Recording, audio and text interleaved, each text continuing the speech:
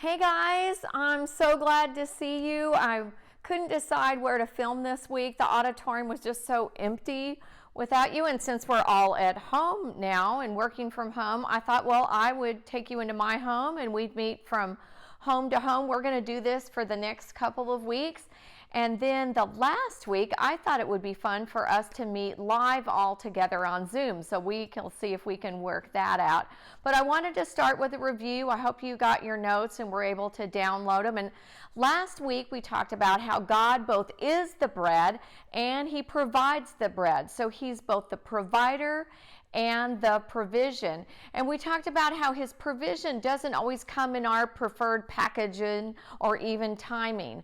But that's because what we think we need often looks so different from what He knows that we need. Now, this week, the Lord's Prayer, it moves into forgiveness. Forgive us our debts as we forgive our debtors. And I know we've talked about forgiveness in the past, but as we all know, forgiveness is not a one-time event. It's ongoing. It's always moving.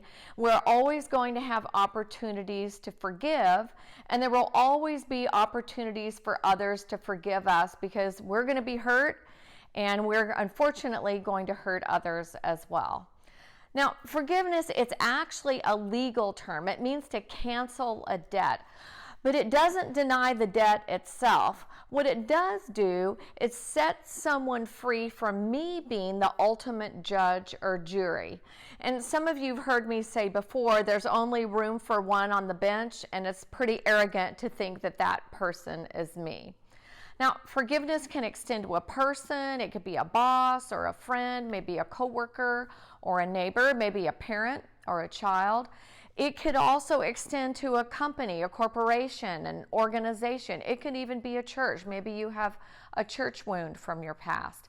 It could also be extended to a circumstance like an act of nature, like a flood, a Harvey, or a pandemic like we have now, maybe even a layoff. And it may be you're in a place right now where you need to forgive God, and I get that. And then I think sometimes the most difficult person to forgive is often ourselves. So I think today we're going to focus on a verse that Paul, who was one of Jesus's followers, wrote in Hebrews 12:14-15. So it goes like this, and I want to be careful and read it slowly so we can focus on the word. So the first word is what? It's work. So work at living in peace with everyone.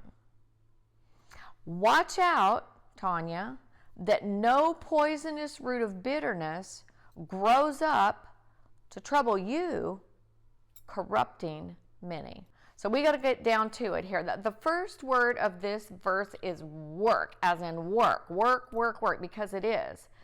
And it just got harder, didn't it? You know, we're all living very close together for long periods of time under lots of stress. And we're working with other people who are under stress, and now not even in person. It's so hard when the person's not sitting right there. And all this stress has this undefined end point, end date. And this is so much like it was in Paul's day as well. And that's why the verse goes on to say, so watch out, beware. You know, it's kind of like when I hear that, watch out, for some reason I always look down because I'm sure it's a snake. I don't know. Obviously, I have snake phobia. And what do they call that? Anyway, watch out that a poisonous root of bitterness doesn't grow up because of your lack of forgiveness that's going to hurt you, and it's going to hurt so many others. And this is because bitterness is a toxic root. You know, it's kind of like, I equate it to a Texas tallow tree that sends its runners out underground. I remember a couple years ago, Kent and I went to Colorado. We have this really cool little flower garden, and we decided before we left, we were going to get all the weeds out. So we pulled and we pulled and we pulled. It looked beautiful when we left. When we got back, I'm telling you, it was a hot mess out there. There were so many weeds, and it's because we pulled from the top everything we could see, but all those underground roots just took off and took over. So bitterness that comes from unforgiveness is like that weed in your garden, in your yard, that you pull, and then you realize it has all these runners down there strangling the ever-loving life out of everything. Now, in the circumstances we find ourselves in right now today, now the better work we do in forgiving the small things that are coming up, the less chance of that big old root of bitterness coming up later. And I love this verse as it applies to the togetherness, we're going to call it togetherness, we're experiencing right now. It's in Ephesians 4:26, and it says this: be angry. Okay, there's going to be things to be angry about, and that's okay. We're going to get angry. Jesus got angry. Be angry, and yet do not sin. Do not let the sun go down in your anger. Now, the NLT says it this way: if you are angry, don't sin by nursing your grudge. Don't let the sun go down with you still angry. Get over it quickly. That's in the NLT. Now, what I love about this verse is that it actually acknowledges the pain here. Well, we got toys everywhere. We've got both spouses working in the house. In the background, we've got school work to do, and most of us didn't sign up to be teachers. All the things. But here's the deal. One time I evidently had shared an offense a few times with a mentor friend, and she said this to me. She said, Tanya, how long are you going to nurse that wound? It's a good question. And I call this rotisserizing your feelings. It's kind of like what happens to chickens in the heater at HEB, because it turns, pardon the pun, into bitterness later. And not letting the sun go down on the little things helps prevent nursing a bigger thing or a compilation of those things in the future. Now, don't get stuck in that old line, forgive and forget. Sometimes we do have to remember things to protect ourselves going forward, and so we can create new boundaries. So if your coworker consistently gossips about you, you want to forgive them, but you might want to be cautious about what you tell them going forward. Or if your business partner cheats on you, then you probably don't want to go back to business with them, but you forgive them. Now, another favorite verse for me regarding forgiveness is found in Romans 12, verses 14 to 21. So it starts off pretty strong. It says, bless those who persecute you. Bless them and do not curse them, which is our natural tendency. Rejoice with those who rejoice and weep with those who weep. We're going to have a lot of opportunity to do that, I believe. Be of the same mind toward one another. Don't be haughty in mind, but associate with the lowly. Don't be wise in your own estimation, and then never, as in never, pay back evil for evil to anyone. Anyone. Respect what is right in the sight of all men. If possible, highlight this, underline this in your notes, Tanya. So far as it depends on you, be at peace with some of the men and women. No, all the peeps, all the people. Never take your own revenge, but leave room for the wrath of God. He's got it. He's got it. For it's written, vengeance is mine. I'll repay, says the Lord. But, big but, there's the big but. But if your enemy's hungry, feed him. And if he's thirsty, give him a drink. For in so doing, you're going to heap, this is weird, burning coals on his head. Don't be overcome by evil. Overcome that evil with good. So first of all, the ticket to all this is the so far as it depends on you part. Ask God to show you your part. Own it. They call this extreme ownership. Confess it to him. Confess it to the other person. Confess it to a trusted person in your life. The rest, it's between them and God. And if anyone knows the whole truth about a situation, it's him. And then when you do that, combined with being a blessing to them, and that's pretty crazy, what does it say in verses 20 to 21? It says this: then if your enemy's hungry, you feed him, and if he's thirsty, you give him a drink. For in so doing, again, you're going to put burning coals on his head. In fact, you're going to heap them on his head. Don't be overcome by the evil. Overcome evil with good. Now, it says you're going to heap those burning coals. What does that mean? It's pretty cool. It's actually a double entendre. So for the Egyptians, coals placed on the head, it was a symbol of repentance. For the Jews, bringing hot coals to another person, it was a symbol of kindness and love and care and mercy and grace.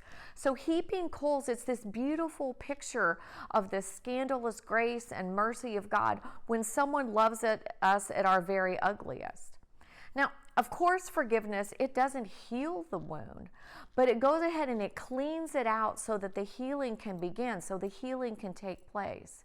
You know, when we don't forgive, the wound, it may scab over, it may look like it's even healed, but the poison's just going to stay inside and it's going to infect us in so many other ways.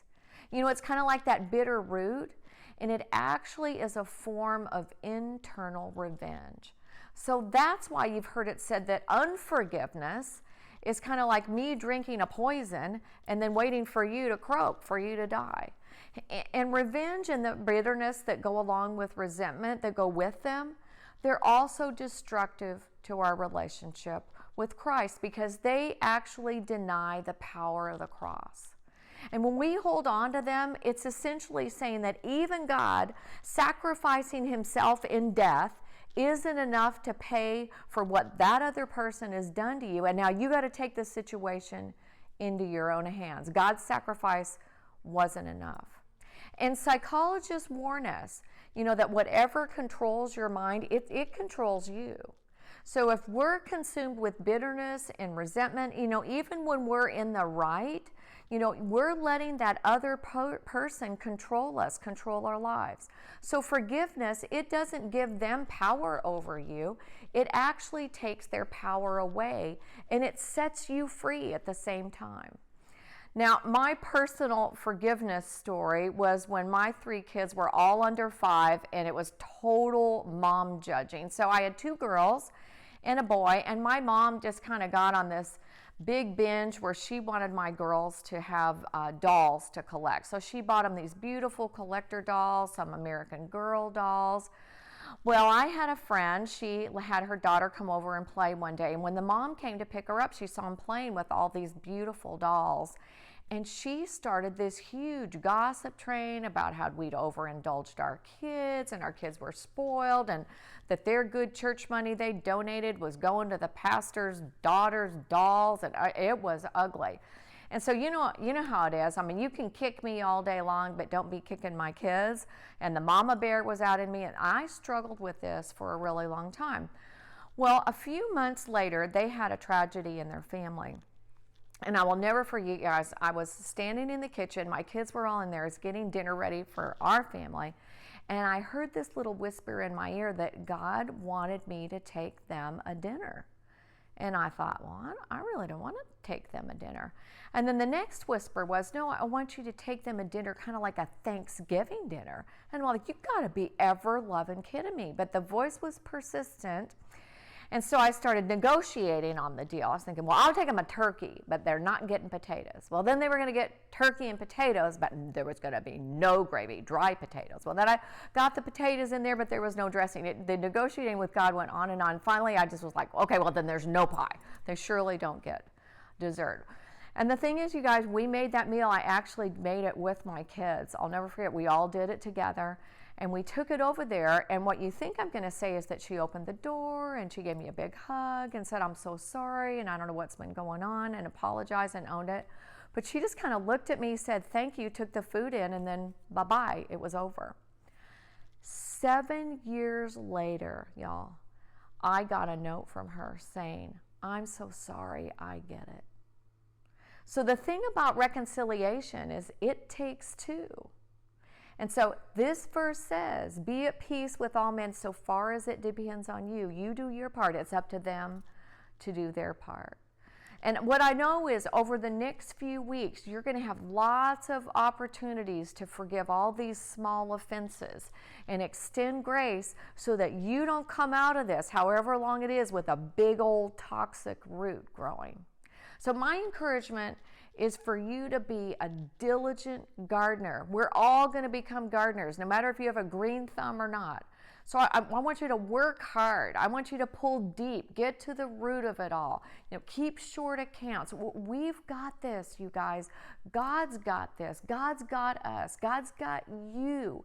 And He wants, during this season, He wants to do a great work in your heart. So open your hands. Let Him do it. Don't miss it. And during this process, during this time, I want you to know how much I love you. I see you. I feel you. I'm here for you. Jamie's here for you. Stay in touch with us. Let's overcome all of this, you guys, with good. And I'm going to see you back next week. Love you so much.